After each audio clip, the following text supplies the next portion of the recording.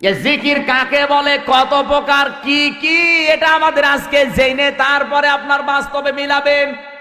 কোন পীর সাহেব, কোন বাবা জিকির দিয়ে দিলে আপনি আন্দাজে জিকির করবেন, ওর নাম ইসলাম না। জিকিরের প্রধানত 5টি অর্থ আমি পুরা কোরআন শরীফ গবেষণা করে পেয়েছি।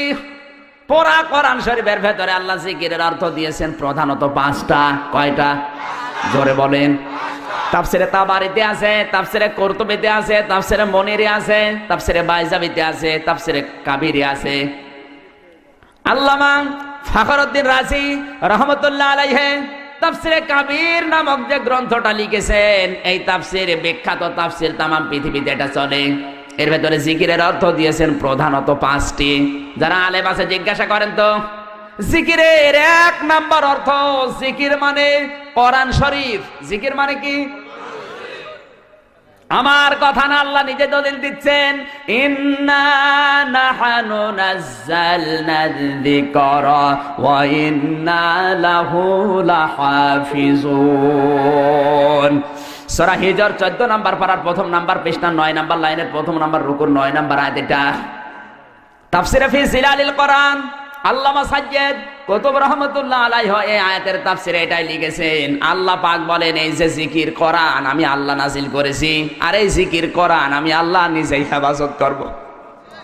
জিকিরের প্রথম অর্থ কি? জোরে বলেন। আল্লাহ নিজে যখন ব্যাখ্যা করে জানিয়ে দিচ্ছেন জিকির মানে কোরআন। বাংলাদেশে আজ প্রায় 48,000 পীর, অনেক দরবার আছে যেখানে কোরআন নেই, শুধু জিকির। কথা বলেন না কেন? আপনি দরবারে যাবেন, হু হু হু জিকির দিয়ে দেবে।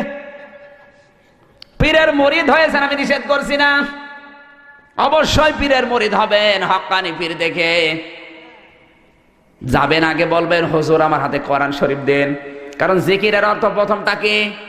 জোরে বলেন। আমি কোরআন আগে জানতে চাই। কোরআন জানলে আপনি যে জিকির দিচ্ছেন এটা কোরআনে আছে কিনা তখন বোঝা যাবে। কথা বলেন ঠিক কিনা? অনেক মানুষ বলে, সাব্বিহুহু বুকরাতা ওয়া আসিলা, তোমরা সকাল এবং সন্ধ্যা আল্লাহর নামের তাসবিহ পাঠ করো, জিকির করো। শুধু সকালবেলা সুবহানাল্লাহ 100 বার, বিকাল বেলা আলহামদুলিল্লাহ 100 বার পড়ে নিলাম, এর নাম কি জিকির? তাফসীরটা খোলেন তো, সাব্বিহুহু বুকরাতা ওয়া আসিলা। মুফাসসিরিন ইকরাম 42টা তাফসীরের মুফাসসির একমত, সকাল থেকে সন্ধ্যা, সন্ধ্যা থেকে সকাল, সারা দিন সারা রাত আল্লাহর বিধান রাসূলের তরিকায় মেনে নেওয়ার নাম হচ্ছে জিকির। এগুলো নেই, সকালবেলা সুবহানাল্লাহ 100 বার পড়ে নিল, সারা দিন চলছে আকাম। তাহলে জিকিরের প্রথম নম্বর অর্থ কি? কোন দরবারে যদি যান, পীরের দরবার, আগে বলবেন কোরআন দেন, আমি কোরআন শিখতে চাই, এটা জিকির।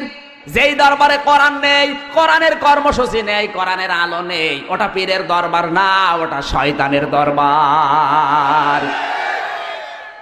এই পৃথিবীতে 3টা প্রাণী আছে যারা কোরআনের আলো, যারা দিনের আলো, সূর্যের আলো সহ্য করতে পারে না। এই যে পেঁচা, বাদুর আর চামচিকা, এরা কিন্তু দিনের আলোতে বের হয় না, রাতের অন্ধকারে আধারে বের হয়। রাতের আধারে বের হয়ে মানুষের ফসল নষ্ট করে, কলা নষ্ট করে, পানের বরজ নষ্ট করে। কথা বলছে না কেন? দিনের আলো, সূর্যের আলো সহ্য হয় না, এই জন্য রাতের অন্ধকারে যাদের ভালো লাগে ওদের নামও কিন্তু ডিজিটাল নাম, পেঁচা, বাদুর, চামচিকা। সুতরাং কোরআনের আলো, দিনের আলো, ইসলামের আলো যাদের সহ্য হয় না, ওরাও ডিজিটাল পেঁচা। বালহুমা দল বরণ পেঁচার চাইতেও নিকৃষ্ট। কথা বলে ঠিক কিনা? সব সহ্য হয়, কোরআনের আলো সহ্য হয় না। কোরআন দিয়ে অনুষ্ঠান উদ্বোধন হবে, তাও অনেকে চায় না। কথা বলছে না কেন? এই দেশে আছে, নাম নাই নিলাম, কিছুদিন আগে এক নেতা বক্তব্য দিয়েছিল, কোরআন তেলাওয়াত করে সংসদ উদ্বোধন হবে, এটা হতে দেওয়া যাবে না। করে সংসদ উদ্বোধন হবে, এটাও যারা চায় না, ওরা কি কোরআনের পক্ষে না বিপক্ষে? ধরে বলুন। এই জন্য জিকির করছেন, আমি নিষেধ করি না। জিকিরের প্রথম নম্বর অর্থ কোরআন। কোরআনের কর্মসূচি আপনার জীবনে থাকতে হবে। যেই পীরের দরবারে মুরিদ হবেন, আগে বলবেন, পীর সাহেব কোরআন শরীফ দেন। জিকিরের 2 নম্বর অর্থ, জিকির মানে উপদেশ। জিকির মানে কি? আল্লাহ নিজে দলিল দিয়েছেন, ফাযাক্কির বিল কুরআনি মান ইয়াখাফু ওয়াঈদ। So admonish and or by the Holy Quran him who frays my threat. Surah cough 26 number পারা 19 নাম্বার পৃষ্ঠা 13 নাম্বার লাইন শেষ নাম্বার রুকুর 45 নাম্বার আয়াত। এটা কোরআনে কারীমের 50 নাম্বার সূরা। তাফসীরে বাইজাবি আল্লামা বাইজাবি রাহমাতুল্লাহ আলাইহি লিখেছেন, হে পৃথিবীর মানুষেরা, আল্লাহ পাকের ঘোষণা ফাযাক্কির বিল কোরআন। হে নবী, আপনি যখন বক্তব্য দেবেন, ওয়াজ করবেন, উপদেশ দেবেন, কোরআন দিয়ে দেবেন। কি দিয়ে? মাইয়া খাফু ওয়াঈদ, ফ্রেশ মাই থ্রেট। আল্লাহর ধমকের ভয় যার আছে, কোরআন ও উপদেশে তাদের কাজ হবে। কে বলছেন? জোরে বলেন। আল্লাহর নবীকে যদি আল্লাহ বলতে পারে কোরআন দিয়ে উপদেশ দেবেন, আমি কি রাসূলের চাইতে বড় হুজুর? বাংলাদেশে এখন কোরআনের উপদেশ নেই।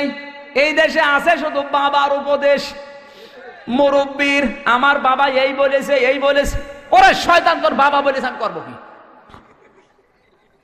সেদিন পাপ নাই, আমার আগে একজন ওয়াজ করছে, আমার ভাইরা, আমার এই পীর সাহেব এত বড় আল্লাহর ওলি, প্রতিদিন 30টা করে পান খায়, প্রতি পানে হাকিম পরিচর্যা খায়। মুরব্বি যারা আছে ওরা বলছে সুবহানাল্লাহ। এ কি গো? হাকিম পরিচর্যায় যদি সুবহানাল্লাহ হয়, তে নাউজুবিল্লাহ হবে কোন চর্যায়?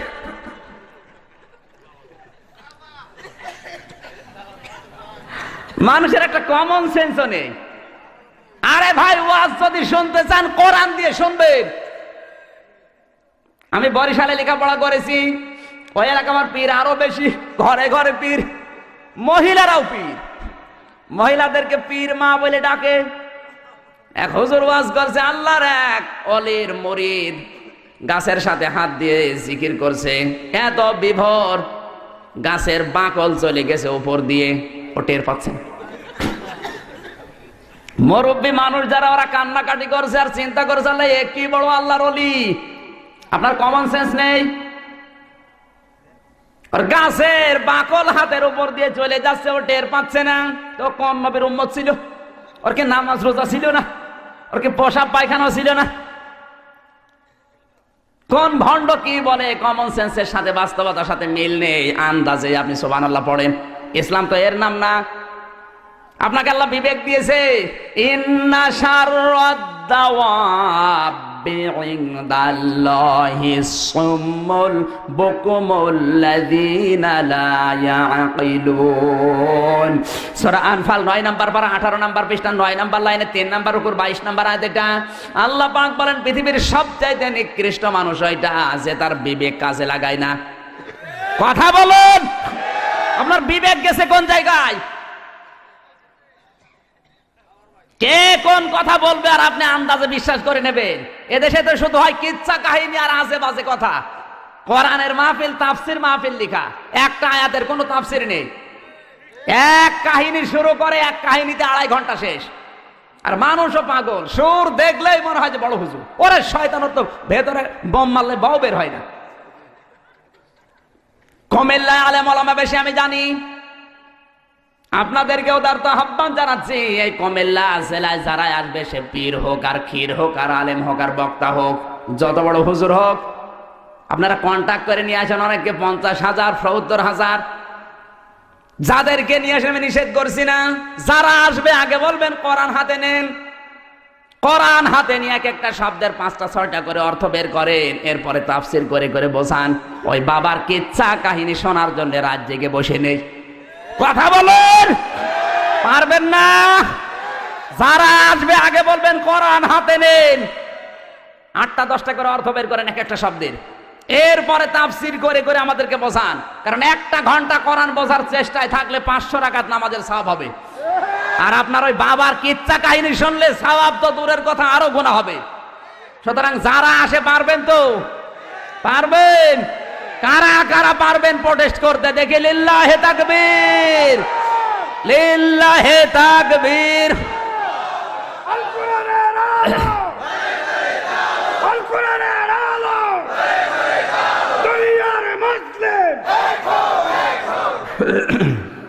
কষ্ট দিয়ে ফেললাম। জিকিরের অর্থ আল্লাহ যখন নিজে বললেন উপদেশ, সুতরাং উপদেশ হবে কি দিয়ে? জোরে বলুন। কোরআনের উপদেশ দিলে যাদের ভেতরে আল্লাহর ধমকের ভয় আছে ওদের কাজ হবে।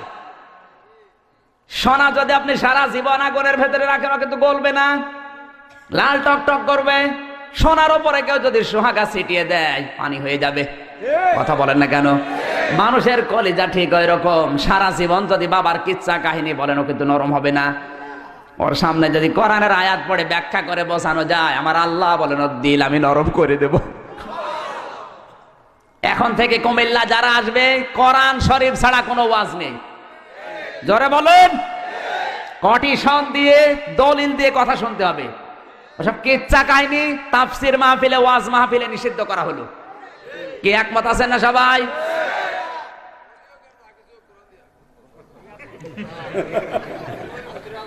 আপনাদের এলাকার ভাষা আবার আমি অল্প বুঝি। 10টা কথা বললে আমি 2টা বুঝি, 8টা বলি হা হা। কি করব? জিকিরের 3 নাম্বার অর্থ জিকির মানে নামাজ। জিকির মানে কি? আল্লাহ রাব্বুল আলামিন বলেন, ইয়া আইয়ুহাল্লাযীনা আমানু ইযা নুদিয়া লিস-সালাতি মিন ইয়াউমিল জুমুআতি ফাসআউ ইলা যিকিরিল্লাহি ওয়া দারুল বাই' যালিকুম খায়রুল লাকুম ইন কুনতুম তা'লামুন। সূরা জমা 28 নাম্বার পারা 13 নাম্বার পৃষ্ঠা 3 নাম্বার লাইনের শেষ নাম্বার রুকুর 9 নাম্বার আয়াত। এটা আল্লাহ পাক বলেন, ও হে যারা ঈমানের দাবি করো, আযান যখন হবে জুমার দিনে সব কাজ কাম বন্ধ করে দাও, বেচা কিনা সব বন্ধ করে জিকিরের দিকে দৌড়াও। এখানে জিকির মানে নামাজ। কথা বলেন না কেন? তাফসীর যারা পড়তে পারেন দেখেন জিকিরের অর্থ ওখানে নামাজ লেখা আছে। আমার আল্লাহ নিজে ফতোয়া দিচ্ছেন জিকির মানে নামাজ। আর তুমি এত বড় পীর, তোমার দরবারে গেলে নামাজই লাগে না। বলে খাজা বাবার মুরিদ আমি, বড়ই গুনাহগার, খাজা যদি দয়া করে তবে হব পার। জোরে বলেন নাউজুবিল্লাহ। নামাজ যারা পড়বে না কিয়ামতের দিন সর্বপ্রথম তারাই ধরা পড়বে। কারণ আউয়ালু মা ইউহাসাবু বিহিল আবদু ইয়াউমাল কিয়ামাতিস সালাহ, রাহুল বুখারী। আল্লাহর নবী বলেন কিয়ামতের সর্বপ্রথম আল্লাহ বান্দা নামাজ পড়েছিলি কিনা বল। নামাজই পড়ে না ও পীরের মুরিদ, ওকে যদি আল্লাহ মাফ করে তাহলে নবীজির হাদিস মিথ্যা হয়ে যাবে। জোরে বলুন। সুতরাং নামাজ জিকিরের 3 নাম্বার অর্থ, নামাজের দরকার আছে না নেই? এমন পীরের দরবারে যাবেন যে দরবারে নামাজ আছে, নামাজের শিক্ষা আছে। কথা বললেন না কেন? বাংলাদেশে এমনও পীর আছে যেখানে নামাজই নেই। কি বেশি বললাম? অনেক দরবারে নামাজ আছে, নামাজের ট্রেনিং আছে, কিন্তু নামাজের শিক্ষা নেই। তিরমিজি শরীফের হাদিস, আল্লাহর নবী বলেন নামাজ পড়লেই কবুল হবে তা না, নামাজ পড়লে কমপক্ষে 4টি শিক্ষা নামাজে পাওয়া যাবে। কয়টা? আরো জোরে বলেন। 4টি শিক্ষা যাদের নামাজে পাওয়া যায় ওই মানুষগুলোর নামাজ আমার আল্লাহর দরবারে কবুল হয়ে যায়। 1 নম্বরে নামাজ যেই ব্যক্তি পড়বে নামাজে খুশু পাওয়া যাবে, ধীর স্থিরতা, মন থাকবে নামাজে। নামাজে দাঁড়িয়ে কয়টা ফ্যান আছে গুইনে নেয়, নামাজ হয়? বাস্তব জীবনের কথা বলছি। কুষ্টিয়া জেলার হালসা বাস স্ট্যান্ড মসজিদে একবার নামাজ আদায় করেছিলাম। মাগরিবের নামাজ 2য় রাকাতে বিদ্যুৎ চলে গেল। আমার পাশে এক মুরব্বী নামাজের ভেতরে বলে ফেললো, আজ যা কারেন্ট চলে গেল। চিন্তা করছে আল্লাহ কি বলে। নামাজ শেষ করে বললাম, মুরব্বী দাঁড়ান, নামাজে আর কাম হাকাম তারও ফরজ, আজ যা কোন ফরজ? বলছে বাবা যে কারেন্ট চলে গেল। আর আমার মুখ দিয়ে এমনি বের হয়ে গেল, আজ যা কি করব? নামাজে আজ যা বের হচ্ছে টের পাচ্ছেন, নামাজ হয়? আপনারা হাসতেছেন আর আমি দুঃখ করি যে এ কি অবস্থা। আল্লাহর নবীর এই হাদিস আমার মনে পড়ে। عن علي رضي الله تعالى عنه قال قال النبي صلى الله عليه وسلم يوشك أن يأتي على الناس زمان لا يبقى من الإسلام إلا اسمه ولا يبقى من القرآن إلا رسمه مساجدهم عامرة وهي خراب من الهدى وعلماؤهم شر من تحت يدهم السماء من عندهم تخرج الفتنة وفيهم تعود رواه البيهقي বাইহাকী শরীফের 305 নম্বর পৃষ্ঠার হাদিস। আল্লাহর নবী বলেন এমন সময় আসবে সেই সময় শুধু ইসলাম থাকবে নামে, কোনো নিয়ম নীতি থাকবে না। ইসলাম এখন বাংলাদেশে আসলে ইসলামের একটা নিয়মও নেই। কথা বলুন। ওই সময় কোরআন থাকবে, কিন্তু কোরআনের কোন নিয়ম নীতি আইন কানুন রসম চলবে না। বাংলাদেশে ৯৬% মুসলমান, কোরআনে কারিমের একটা আয়াত বাংলাদেশে এখন প্রতিষ্ঠিত নেই। আমার মনে হয় নবীজি ১৫০০ বছর আগে জানিয়েছে, আর বাংলাদেশে এখন ১০০% কার্যকর। ৩ নম্বরে ওই দেশে বড় বড় বিল্ডিং তৈরি হবে, মসজিদ গুলো টাইলস দিয়ে মোজাইক দিয়ে রং বেরং তৈরি করবে, কিন্তু মানুষ ওই দেশে মসজিদের ভেতরে হেদায়েত থাকবে না। বাংলাদেশে একটা মসজিদ দেখান যেখানে কোরআনের কথা সঠিকভাবে বলা যায়। কথা বলছে না কেন? একটা মসজিদ এখন আর নেই যেখানে কোরআনের হক কথা বলে টিকে থাকা যায়। আমি গত বছরে প্রায় 5টা মসজিদ পাল্টিয়েছি। 1 সপ্তাহ 2 সপ্তাহ হয়, বলে হুজুর আপনার দরকার নেই। কেন? সভাপতি সুদ খায়, আপনি সুদের বিরুদ্ধে কথা বললেন কেন? ওরে শয়তান, সুদের বিরুদ্ধে কথা বলে কে? জোরে বলেন। আল্লাহকে কিছু বলতে পারে না, যত দোষ আমির হামজার। আমারে নরম পেয়েছো। যে সমস্ত মসজিদে কোরআনের হক কথাগুলো বলতে দেয় না, ওই মসজিদে নামাজ হবে না। কথা বলছে না কেন? কারণ মসজিদের সভাপতি, সেক্রেটারি, মোতাওয়াল্লি সদস্য এমন মানুষ হয়ে বসে আছে কমিউনিস্ট, আল্লাহকে বিশ্বাস করে না।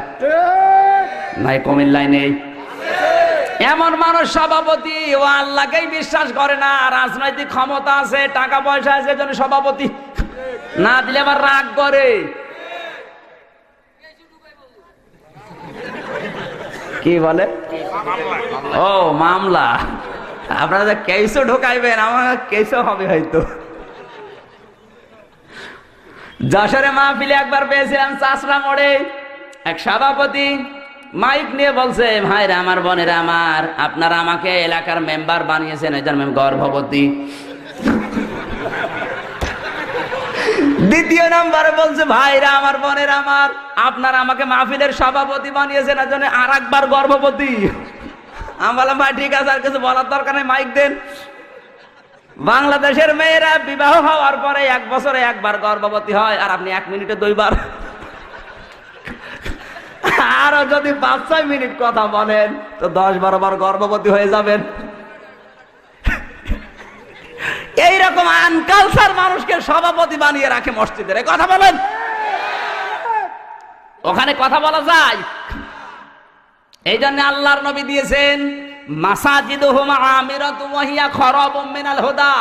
মসজিদগুলো বড় বড় তৈরি হবে, বিল্ডিং মোজাইক করা হবে পাথর দিয়ে, টাইলস করা হবে, সুন্দর সুন্দর রং বেরং তৈরি করবে, কিন্তু মানুষ কোরআনের কথা শোনার জন্য মসজিদ পাবে না। তার মানে হেদায়েত থাকবে না। উলামাউহুম শাররুম মিন তাহতি আদিমিস সামা। ওই দেশের আলেমরা হবে ওই দেশের মানুষের কাছে সবচাইতে বড় ঘৃণিত। কথা বলুন। এখন তাকান বাংলাদেশের দিকে, যত দোষ সব আলেমদের।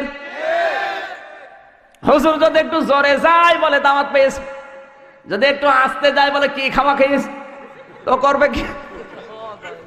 যত দোষ সব এখন কিন্তু আলেমদের। আজ এই মিডিয়ার মাধ্যমে, ইলেকট্রিক মিডিয়া, প্রিন্টিং মিডিয়ার মাধ্যমে আলেমদেরকে আজ বাংলাদেশে সবচাইতে বেশি খারাপ করেছে কিছু বাম আর Ram.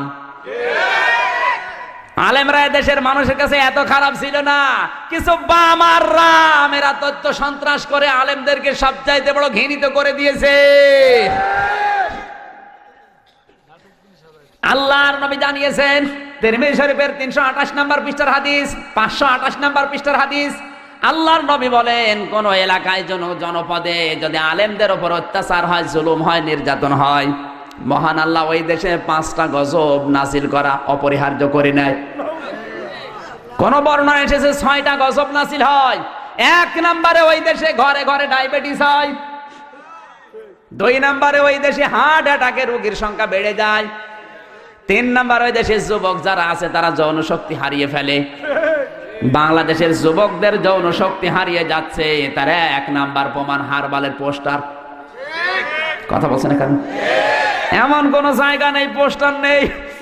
India herbal, Kolkata herbal, জোরে বলেন সুবহানাল্লাহ। যুবকদের যৌন শক্তি হারিয়ে যাচ্ছে, তার বাস্তব প্রমাণ এই পোস্টার গুলো। না মানে এদিকে আসেন, আপনাকে দেখি। 4 নম্বরে ওই দেশে ভূমিকম্প হবে, ভূমিধস হবে, মাঝে মাঝে বিল্ডিং গুলো ধসে পড়বে। এই গত 5 বছরের জরিপ বেরিয়েছিল জানুয়ারি মাসে।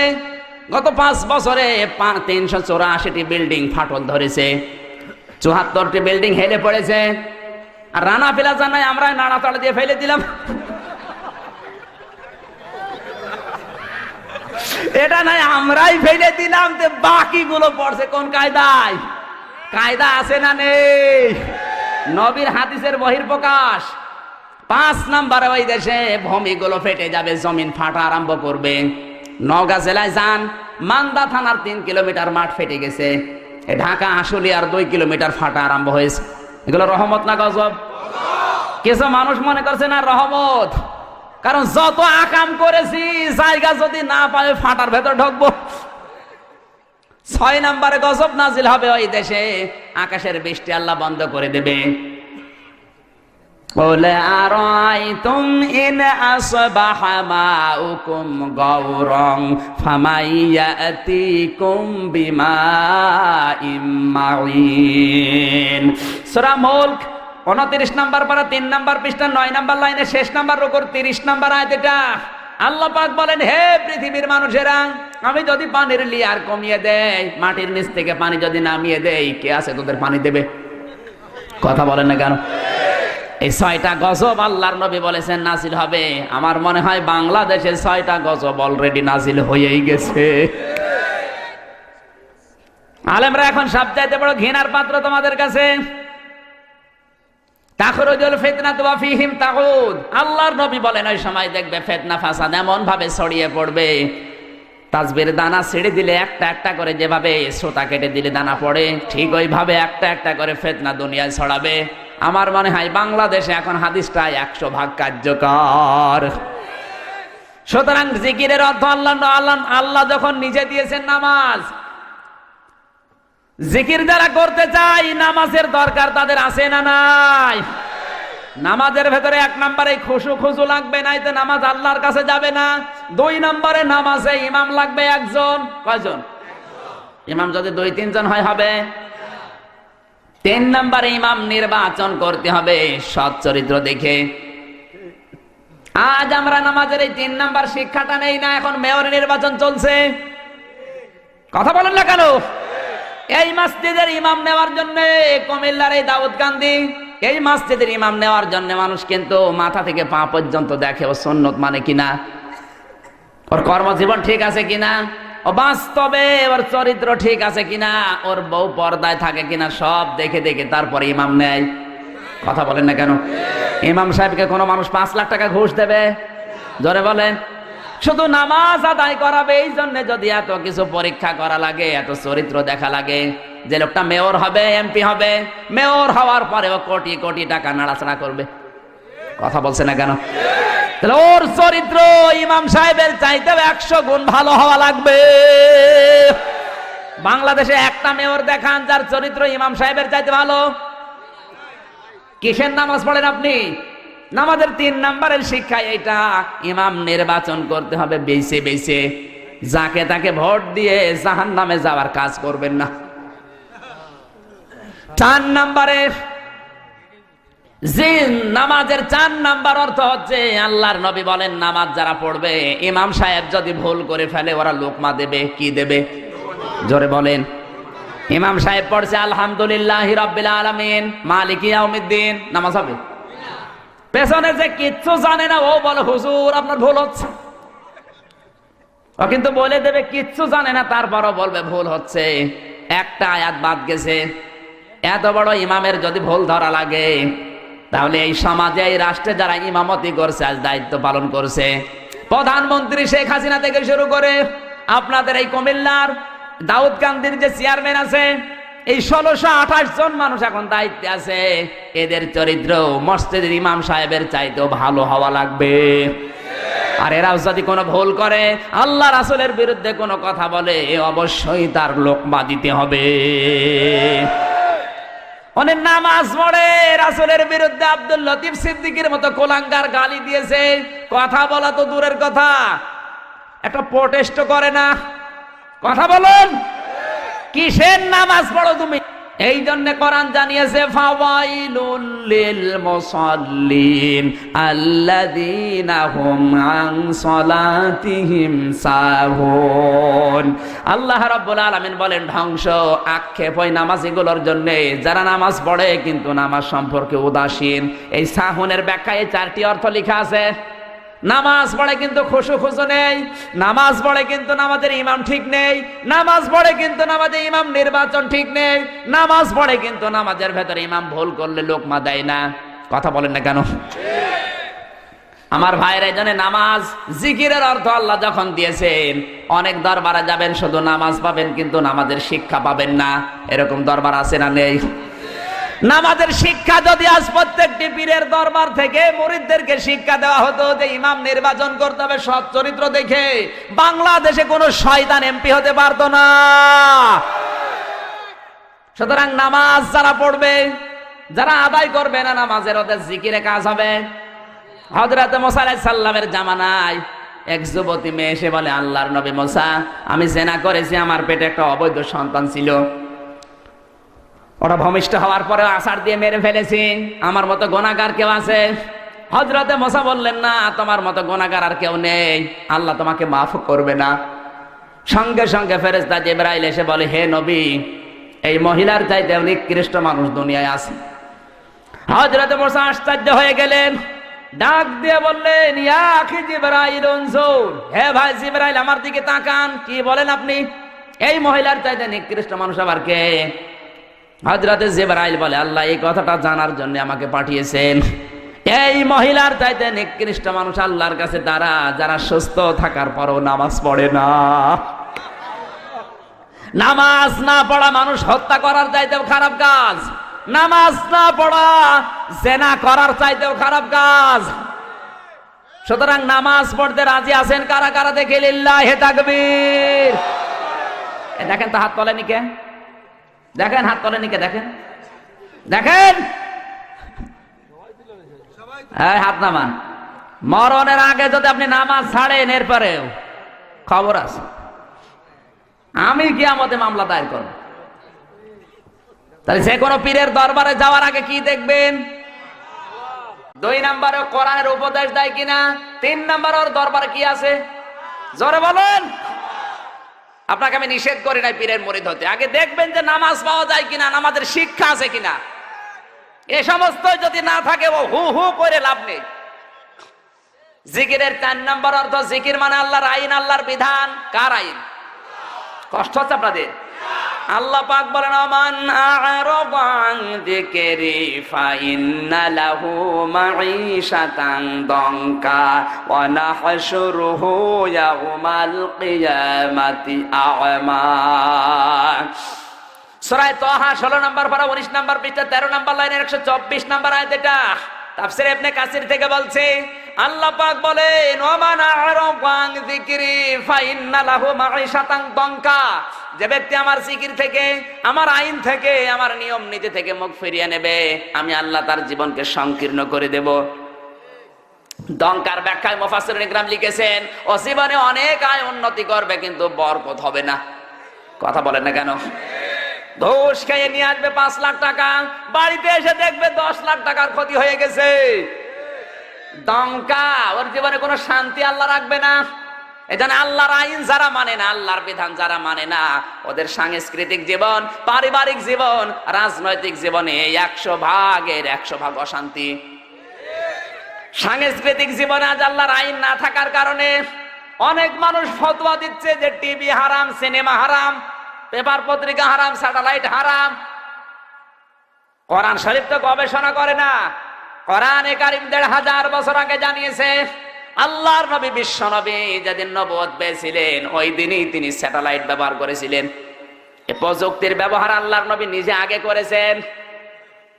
বিশ্ব নবী যেদিন নবুয়ত পেয়েছেন, পাহাড়ের উপরে উঠে লাল কাপড় ওড়ালেন, ডাক দিয়ে বললেন, কে আসো, জলদি করে আসো। ওই সময়ের প্রযুক্তি ছিল ওইটা, ওই সময় স্যাটেলাইট ছিল, ওই লাল কাপড়। কোন মানুষ বিপদে পড়লে লাল কাপড় পাহাড়ে ওড়ালে মানুষ বুঝতো লোকটা বিপদে পড়েছে। মানুষজন সবাই যখন এক হয়েছে, এক জায়গায় জমা হয়েছে। আল্লাহর নবী তখন তাওহীদের দাওয়াত দিলেন। সুবহানাল্লাহ বলতে পারেন না? তাহলে প্রযুক্তি সর্বপ্রথম ব্যবহার করেছেন বিশ্বনবী। কথা বলেন ঠিক কিনা? কোরআনে কারিমে জানিয়েছে ওয়া'আইদ্দু লাহুম মাস্তাতা'তুম মিন কুওয়াতিন ওয়া মির রিবাতিল খাইলি তুরহিবুনা বিহি আদুওয়াল্লাহি ওয়া আদুওয়াকুম ওয়া আখারিনা মিন দুনিহিম। সূরা আনফাল 10 নম্বর পারা 3 নম্বর পৃষ্ঠা 9 নম্বর লাইনের 60 নম্বর আয়াত। এটা তাফসীরে ফি জিলালিল কোরআন আল্লামা সাজ্জাদ কুতুব রাহমাতুল্লাহ আলাইহি লিখেছেন, এই পৃথিবীতে কাফের মুশরিকরা যেটা ইসলামের বিরুদ্ধে ব্যবহার করে ওইটা তোমরা উল্টিয়ে ইসলামের পক্ষে কাজে লাগাও। এখানে খয়েল মানে শুধু ঘোড়া না। যারা গ্রামার মধ্যে জিজ্ঞাসা করেন খয়েলের অর্থ 99টা। খয়েল মানে ঘোড়া, খয়েল মানে সিনেমা, খয়েল মানে পত্রিকা, খয়েল মানে স্যাটেলাইট, খয়েল মানে টিভি, খয়েল মানে রেডিও, খয়েল মানে ফেসবুক, খয়েল মানে ইন্টারনেট। আজ এগুলো দিয়ে ইসলামের বিপক্ষে ওরা কাজে লাগাচ্ছে, আর আমরা বলছি লা ইলাহা ইল্লাল্লাহ, কাউকে কিছু বলবো না। ওরে শয়তান! আজ টিভি হারাম, সিনেমা হারাম, স্যাটেলাইট হারাম, পত্রিকা হারাম, হারাম করে করে নিচেও হারাম হয়ে গেছে। এই সুযোগে ইহুদি খ্রিস্টানেরা স্যাটেলাইট গুলো দিয়ে চ্যানেল গুলো সব হাতে নিয়েছে। বাংলাদেশের 36টা চ্যানেল সব এখন বামদের হাতে। কথা বলেন না কেন? ভারত এই দেশে 36টা চ্যানেল দিয়েছে। কতগুলো? এই যে স্টার জলসা, স্টার প্লাস, জি প্লাস, জি বাংলা, জি গোল্ড। সারা দিন ভারত সিরিয়াল গুলো মেনটেন করে, আর এই দেশের মেয়েরা এগুলো বসে বসে নিজের চরিত্রের সাথে মিলায়। এত আকর্ষণ ভারতের এই স্টার জলসার প্রতি মেয়েদের। সারা দিন বসে বসে সিরিয়াল গুলো মিলায়। বসে না, সে বসে না। তুমি আসবে বলে চোখের তারা দুই, জল নূপুর, তোমায় আমায় মিলে কিরণ মালা। মনে করছেন হুজুর কিছু জানে না? হুজুর ভার্সিটির মাল, সব খবর হুজুরের কাছে আছে। সারা দিন বসে বসে সিরিয়াল গুলো, যদি রাতে কেউ দেখতে না পারে ও দিনের বেলায় কাঁচা তোলে। স্বামী যখন আসে বলে তুমি তো জানো না তোমার মেয়ে হয়েছে কিরণ মালার, আমি হয়েছে কটকটি। জয় মা কটকটি জয়, জোরে বলেন সুবহানাল্লাহ। মেয়েদের অভ্যাস আছে এত বেশি এই স্টার জলসা, স্টার বিলাসের প্রতি। কোন স্বামী যদি বলে যে একটু রিমোটটা দাও তো, দেশের অবস্থা ভালো না, কখনকার ফাঁসি হয়ে যাচ্ছে বলা যায় না, একটু দেখি। অনেক বউ আছে বলবে তোমার মাথা খারাপ, এখন শুরু হবে টাপুর টুপুর। কার কার বাড়িতে স্টার জলসা, স্টার প্লাস হয় একটু হাত তোলেন তো, তোলেন। একজন। এই পাকি,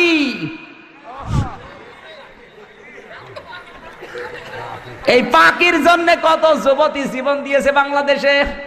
পাকি যে জামা বের করেছে, ওর কোনো ওড়না লাগে না। ওড়না যদি কোনো মেয়ে যদি না পরে, ও যদি শুধু জামা গায়ে দিয়ে পাখির মতো দাঁড়ায়, ও তো বিশাল পাহাড়। বুকে কোনো ওড়না নেই, বুকের উপরে লিখে দেয় এক বুক জ্বালা, আর পেট মনে হয় ফুটবল খেলার মাঠ। কথা বলেন। এমন ব্লাউজ গায়ে দিয়েছে কোনো হাতাই নেই, বজ্রমালার মতো।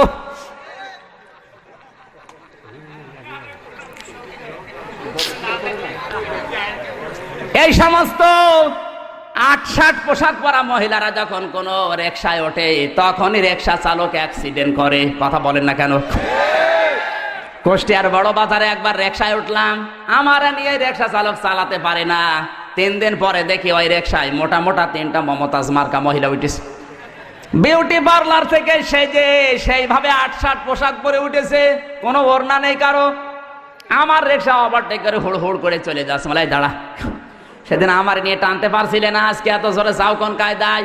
বলছো হুজুর এইরকম মহিলা আমার রিকশায় উঠলে আমার গা গরম হয়ে যায়। ওর গা তো গরম হবে, কারণ উঠেছে কি, ও তো টাটকা শয়তান। কথা বলুন। আল্লাহর আইন আপনি যেখানে মানবেন না, সেই জায়গায় আল্লাহ আপনাকে দঙ্কা সংকীর্ণ করে দেবে। وقرن في بيوتكن ولا تبرجن تبرج الجاهلية الأولى সূরা আহজাব 22 নাম্বার পারা প্রথম নাম্বার পেজা 4 নাম্বার লাইনে 33 নাম্বার আয়াত এটা তাফসিরে মাযহারি আল্লামা সানাউল্লাহ পানিপতি রাহমাতুল্লাহ আলাইহি এখানে তিনটি অর্থ দিয়েছেন তাবাররুজের। হে মেয়েরা ঘরের পরিবেশে থাকবে, বাইরে যাবে না। বাইরে যদি যেতে হয় জাহিলি যুগের মেয়েদের মতো রূপ সৌন্দর্য প্রদর্শন করে বের হবে না। এ ঘোষণাকার কর না, এটা আমরের সিগা। This is my order, so follow. যারা গ্রামার পদে জিজ্ঞাসা করেন, আল্লাহ আমর মানে আদেশ করছেন মেয়েদেরকে। রাস্তাঘাটে বের হলে যদি তাবাররুজ করে বের হও, জাহান্নামে তোমাদের স্থান আল্লাহ দেবে। তাবাররুজের অর্থ তিনটা। কয়টা? জোরে বলেন। তাবাররুজের 1 নাম্বার অর্থ, মেয়েরা যখন রাস্তাঘাটে আসে ওদের সাজগোজ বেড়ে যায়। কথা বলুন। আজ অনেক মেয়েকে দেখবেন ঘরের পরিবেশে থাকে, ময়লা পোশাক পরে, দুর্গন্ধযুক্ত শরীর নিয়ে। আর যদি শোনে বাইরে যাবে মার্কেটে বিবাহ খেতে, ওর সাজ দেখে কে? এক চোখের ভেতর দিয়ে 8টা 9টা জিনিস, আশকারা, মাসকারা, আইলানা, মার্জিয়া, রূপেন। এক চোখের ভেতরে যদি 9টা থাকে, তো বাকি জায়গায় কয়টা আছে? সম্মানিতা মা বোনের, আপনি সাজবেন, নিষেধ নেই। টাকা পয়সা খরচ করি আমরা, সোনো পাউডার ব্লাউজ কিনে দিয়ে মরি আমরা। আর এগুলো দেখে মজা মারে ভ্যান চালক আর দোকানদাররা। ঠিক হুজুর মানে কি? মানে কাছে কিছু জানে না। টাকা পয়সা খরচ করি আমরা, আর এগুলো দেখে মজা মারছে ভ্যান চালক আর দোকানদাররা। আমরা কিনে দিই, আমাদেরকে দেখাও। অনেকে আছে নিজের বউ একটু সুন্দর, ও দিশাই পায় না করবে কি, আরো সুন্দর করে সাজিয়ে মানুষকে দেখায়। কুষ্টিয়ার মজমপুর গেটে বাস্তব বলছি, মোটর সাইকেলে করে নিয়ে যাচ্ছে একজন তার বউকে। সালাম দিলাম, উত্তর দেওয়ার পরে বললাম ভাইকে। বলছে তোমার ভাবি। ভাবি একই পরিয়েছে নাকি শাড়ি না মশারি? মানে একবার তাকানোর পর তাকানো যাচ্ছে না। আমার কানের কাছে মুখ নিয়ে বলছে, আমির হামজা কি করব? সারা জীবন তো আমি দেখলাম, আমি আর কত দেখবো? এলাকার মানুষের হক নেই, উনি হক আদায় করে বেড়াচ্ছে। এই হক আদায় করেন কারা কারা? হাত তোলেন, তোলেন। নিজের বউ সুন্দর, মেয়ে সুন্দর, বেটার বউ সুন্দর, বাড়িতে আপনার ছেলেকে দিয়ে দেখান। আপনার বেটার বউ আপনার ছেলে দেখবে, আপনার মেয়ে আপনার জামাই দেখবে। আপনার বউ সৌন্দর্য দিয়েছে আল্লাহ আপনার জন্য, ওগুলো নিজে দেখে মজা মারেন, বাইরের লোক দিয়ে মজা মারার বিষয় না। যে সমস্ত মানুষগুলো নিজের বউ দিয়ে মানুষকে খুশি করায়, এমন এমন পোশাক পরিয়েছে, পেটে কোনো কাপড় নেই। মেয়েদের এই কয়েক ইঞ্চি পেট কিন্তু খুব গুরুত্বপূর্ণ জায়গা। যেই মেয়ের পেট যত খারাপ হবে, যত মানুষ নজর দেবে, ওখানে তত রকমের খারাপ সন্তান আল্লাহ দেবে। কথা বলছে না কেন? সেদিন রংপুর থেকে মাহফিল করে যাচ্ছিলাম কুষ্টিয়ায়।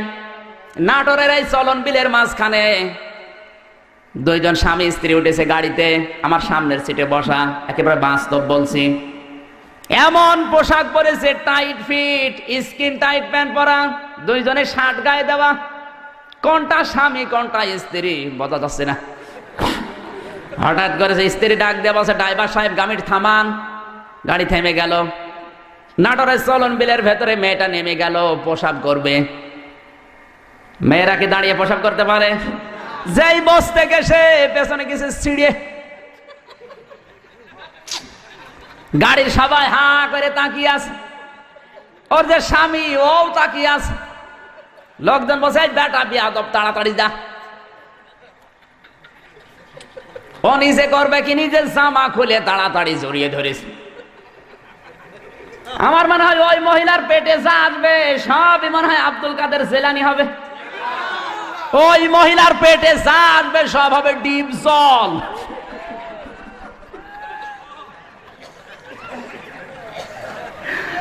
ওই ডিপ জল বের হবে, নাই মাইকেল জ্যাকসন, নাই মমতাজ বেগম। ওর পেটে আল্লাহ আল্লাহর ওলি দেবে।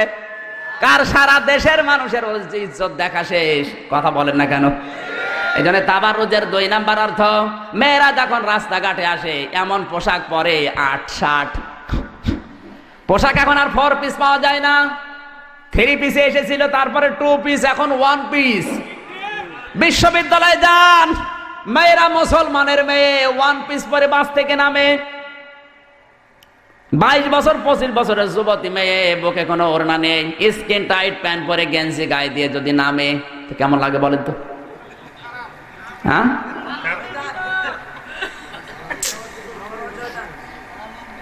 এই সমস্ত মেয়েদেরকে যখন মানুষ দেখে তখন একটু চোখ টিপ দেয়, তখনই দোষ হয় আমার। একবার এক মাহফিলের জন্য যশোরে নামলাম, দেখি ইফটিজিং এর বিরুদ্ধে ডাইরেক্ট অ্যাকশন মিছিল আসতেছে। মেয়েরা, যশোর MM কলেজের মেয়েরা। চিন্তা করলাম, আল্লাহ পুলিশ যদি ধরে, না জানে আবার কোন সালের অপরাধী বলে চালিয়ে দেয়। যদিও আমার জন্ম 92 সালে, ধরতে পারলেই বলবে 71-এর অপরাধী, নাই 61-র, নাই 52-র। এই কথা বলেন না কেন? পুলিশের ভয়ে ঢুকলাম এক চার দোকানে, ঢুকে দেখি সামনে আমার পুলিশ। আরে ভাই, আপনার যন্ত্রণা আসলাম আমি, আর আপনি আমার সামনে। বলছে, হুজুর একটা কথা বলি, বলেন। এই যে মিছিল আসতেছে, এই মিছিল যেন সহি সালামতি হয়, এই জন্য সরকার আমার দায়িত্ব দিয়েছে, আমি পাহারা দিচ্ছি। কিন্তু যে জিনিস আসতেছে, যশোর MM কলেজের মেয়েরা, বুকে কোনো ওড়না নেই, টাইট ফিট প্যান্ট পরা, হাতে এক হাতে ব্যানার আর এক হাত দিয়ে মিছিল করছে ইফটিজিং এর বিরুদ্ধে ডাইরেক্ট অ্যাকশন। পুলিশ আমারে বলে, হুজুর যে জিনিস দেখছি মনে হচ্ছে ইফটিজিং আমি আগে করি। ঠিকই বলিস, কথা বলেন। পোশাকগুলো মার্জিত করেন, রাস্তায় বের হলে মানুষ খালা আম্মা বলবে, আর পোশাক যদি 8-60 হয় মানুষ বলবে আপা, কিছুক্ষণ পরে খ্যাপা। তাবাররুজের 3 নাম্বার অর্থ, মেয়েরা যখন রাস্তাঘাটে আসে ওরা মাজা হেলে দুইলে চলে না। কুমিল্লায় নেই? জোরে বলুন। ওদের মাজা দোলানোর কারণে রাস্তায় হাঁটা যায় না। আজ যে 8-60 যে বোরকাগুলো বের হচ্ছে, ফুল এমব্রয়ডারি করা, যে সমস্ত বোরকাগুলো বের হচ্ছে, এই বোরকা পরা জায়েজ নেই, কারণ এই বোরকা পরলে আকর্ষণ আরো বাড়ে। কথা বলেন না কেন? বোরকা হবে ঢিলা ঢালা কালো, শরীরের জায়গাগুলো যেন দেখা না যায়, এমন টাইট ফিট বোরকা বানিয়েছে, মাজা কয় ইঞ্চি সব চোখের আন্দাজে মেপে নেওয়া যায়। আর তোমার ওই সমস্ত জিনিস দেখে শয়তান তো তোমার জাল হিসাবে ব্যবহার করে। যুবক মানুষ যারা, ওর তো একটু চোখ টিপ দেবে। কথা বলেন না কেন? সুতরাং জিকিরের অর্থ যদি আল্লাহর আইন হয়, আল্লাহর আইন মেনে নেওয়ার দরকার আছে না নেই? এই মিডিয়া খারাপ না, এটা ইসলামের পক্ষে কাজে লাগান। আজ যদি আমি এখানে একটা ইন্টারনেটে ছেড়ে দিতে পারি, সারা বিশ্বে চলে যাবে। শুধু আপনারা কুমিল্লার মানুষ না, সারা বাংলাদেশের মানুষ কোরআনের তাফসীর শুনতে পারবে। কথা বলেন ঠিক কিনা? আজ মিডিয়াগুলো বামরা হাতে নিয়ে যত মিথ্যা তথ্য আলেমদের ভেতরে ওরা দিচ্ছে, আলেমদের বিরুদ্ধে যত বিশদ গান এই মিডিয়াগুলো করে, আর মানুষ মনে করে এগুলো ঠিকই। এজন্য মিডিয়া হাতে নেওয়ার দরকার আছে না নেই? জিকিরের অর্থ, আল্লাহ যখন বললেন আল্লাহর আইন, আল্লাহর বিধান, বাস্তবতায় আল্লাহর বিধান কায়েম যদি কেউ করে, তার জীবনের জিকির আমার আল্লাহর দরবারে কবুল হবে। জোরে বলেন সুবহানাল্লাহ। জিকিরে যে আল্লাহর আইনের ভেতরে হাজার হাজার কথা আছে, আমি খুব সংক্ষেপ করছি। জিকিরের 5ম নম্বর অর্থ, জিকির মানে স্মরণ করা। জিকির মানে কি? আল্লাহ পাক বলেন, ফাযকুরুনি আযকুরকুম, আমি আল্লাহকে স্মরণ করো, আমি আল্লাহ তোমাদের স্মরণ করব। এখানে জিকির মানে স্মরণ। জিকির মানে কি? এখন স্মরণ করবেন কোথায়? আল্লাহ আরেকটা আয়াত নাজিল করে দলিল দিচ্ছেন, আল্লাযীনা ইয়াযকুরুনাল্লাহা কিয়ামান ওয়া কুউদান ওয়া আলা জুনুবিহিম ওয়া ইয়াতাফাক্কারুনা ফি খালকিস সামাওয়াতি ওয়াল আরদ। সূরা আলে ইমরান 4 নম্বর পারা 14 নম্বর পৃষ্ঠা 9 নম্বর লাইনের 191 নম্বর আয়াতের মাঝের অংশ এটা। আল্লাহ পাক বলেন, যারা দাঁড়িয়ে বসে শুয়ে আমি আল্লাহকে স্মরণ করে, এইটাই জিকির। এইটা কি? জিকিরের যে 5টা অর্থ বললাম কোরআন দিয়ে, আমাদের দেশে যে জিকির চলে একটাও মিলে। জোরে বলে, কিসের জিকির করো তুমি? এই পাঁচটি অর্থের সাথে যার দরবারের জিকিরের মিল নেই, যার পীরের দরবারের জিকিরের মিল নেই, ওটা জিকির না, ওটা ফিকির। এতক্ষণ বললাম কোরআন দিয়ে, কি দিয়ে? এবার আসেন হাদিসে। হাদিসের পরিভাষায় জিকিরের অর্থ আছে ৯৯টা। কয়টা? এবার একটা একটা করে ব্যাখ্যা করে আমরা বলি নাকি? এখনো কিন্তু জাল কাবার জিকির চলছে, এরপরে আজকুরকুম আছে, এরপরে অশকুরুলি, এরপরে ওয়ালা তাকফুরুন। ৯৯টা অর্থ বলে তো রাত শেষ হয়ে যাবে। ওই জায়গায় আলোচনা করব। আজকে একটা পয়েন্ট বলে শেষ করবো ইনশাল্লাহ। জিকিরের যতগুলো অর্থ আমি হাদিসের ভেতরে পেয়েছি, সিয়াসিদ্দার হাদিসগুলো যারা পড়তে পারে, মুসলিম শরীফের ভেতরে জিকিরের অর্থ আমি পেয়েছি। জিকির মানে যে স্মরণ, ৫ নম্বর অর্থ বললাম। কত নবী আমার আল্লাহকে যখনই স্মরণ করেছেন তখনই পেয়েছেন। কথা বলেন ঠিক কিনা? জিকির আছে ব্যক্তিগত জীবনে, সামাজিক জীবনে, পারিবারিক জীবনে, রাজনৈতিক জীবনে, আন্তর্জাতিক জীবনে, সাংস্কৃতিক জীবনে। সারা জীবন শুধু জিকির আর জিকির। সামাজিক জীবনের জিকিরটা আমি আজকে বোঝাবো। সামাজিক জীবনের জিকির কি? শুধু নিজে খেয়ে পরে বাঁচবেন, আশপাশের মানুষের খবর রাখবেন না, এর নাম জিকির না। হযরত আব্দুল্লাহ বিন মুবারক রহমতুল্লাহ আলাইহির জীবনীতে দেখলাম এত বড় আলেম তিনি ছিলেন, তার নাম জানেন এমন কোন আলেম পৃথিবীতে নেই। যারা আলেম বসে আছে জিজ্ঞাসা করেন তো, আব্দুল্লাহ বিন মুবারক কত বড় আলেম? তিনি কোন ওলামা সমাবেশে হাজির হলে অন্যান্য আলেমরা বলতো, আজকের এই ময়দানে আব্দুল্লাহ বিন মুবারক আকাশের চাঁদের মতো। এত বড় একজন আলেম। তিনি হজে যাওয়ার জন্য টাকা গোছালেন, বেডিং খাতা পর্যন্ত বাঁধলেন, হজে বের হবেন। হঠাৎ তাকিয়ে দেখে তার ছেলেটা কাঁদতেছে। ডাক দিয়ে বলে, বাবা তুমি কাঁদো কেন? ছেলে বলে, আব্বা জান আমি কাঁদি এই জন্যে, ওই পাড়ায় গিয়েছিলাম, দেখলাম ওরা মাংস রান্না করেছে, আমি চাইলাম আমারে দিল না, ঘাড়ে ধাক্কা দিয়ে তাড়িয়ে দিল। বাবা আমার মনে দুঃখ লেগেছে, এই জন্য কাঁদতেছি। হযরতে আব্দুল্লাহ বিন মুবারক রহমতুল্লাহ আলাইহি সন্তানের কান্না থামানোর জন্য নিয়ে গেলেন ওই বাড়িতে। বাড়ির বাইরে দাঁড়িয়ে সালাম দিলেন, আসসালামু আলাইকুম ইয়া আহলাল বাইত। কোরআনের নির্দেশ, ইয়া আইয়ুহাল্লাযীনা আমানু লা তাদখুলু বুয়ুতান গায়রা বুয়ুতিকুম হাত্তা তাস্তানিসু ওয়া তুসাল্লিমু আলা আহলিহা। সূরা নূর 18 নম্বর পরে 12 নম্বর পৃষ্ঠার প্রথম নম্বর লাইনে 4 নম্বর রুকুর 27 নম্বর আয়াত। এটা আল্লাহ পাক বলেন, ঈমানদারেরা নিজের ঘর হোক আর অন্যের ঘর হোক, আগে সালাম দিবা, 2 নম্বরে অনুমতি নিবা, তারপরে প্রবেশ করবা। এ নির্দেশ কার? বাংলাদেশের সামাজিক জীবন এটা আছে। যার তার বাড়িতে যেভাবে ঢুকে পড়ছে, আগে অনুমতি নেবেন, সালাম দেবেন, তারপরে প্রবেশ। আল্লাহর এই আদেশ মানা ফরজ না নফল? জোরে বলেন। আব্দুল্লাহ বিন মুবারক কোরআনের আয়াত আমল করার জন্য সালাম দিলেন। বাড়ির মালিক বেরিয়ে এসেছে, তাকিয়ে দেখে আব্দুল্লাহ বিন মুবারক দাঁড়ানো। বলে, হুজুর এত বড় আলেম আমার বাড়ির সামনে, আসেন ভেতরে, কি খেদমত করবো আপনার? হযরতে মুবারক বলে, বন্ধু বাড়ির ভেতরে যাওয়ার মতো পরিবেশ আমার হাতে নেই, আমি ব্যস্ত মানুষ, হজে যাচ্ছিলাম, আমার এই ছেলেটা কাঁদছিল, ওর কান্না থামানোর জন্য আমি এসেছি। আপনাদের বাড়িতে কি গোশত রান্না হয়েছে? বলে হ্যাঁ। আমার এই ছেলেটা এসেছিল? বলে হ্যাঁ। চেয়েছিল, দাও নাই কেন? কথা বলে না। চোখের পানি ফেলে দিয়ে বলে, হুজুর দুঃখের কথা বলবো কি, আমার বাড়িতে আজ 3 দিন পর্যন্ত চুলায় কোনো আগুনই জ্বলে না। আমি ময়দানে গিয়েছিলাম কাজের সন্ধানে, কিন্তু কাজ পাইনি।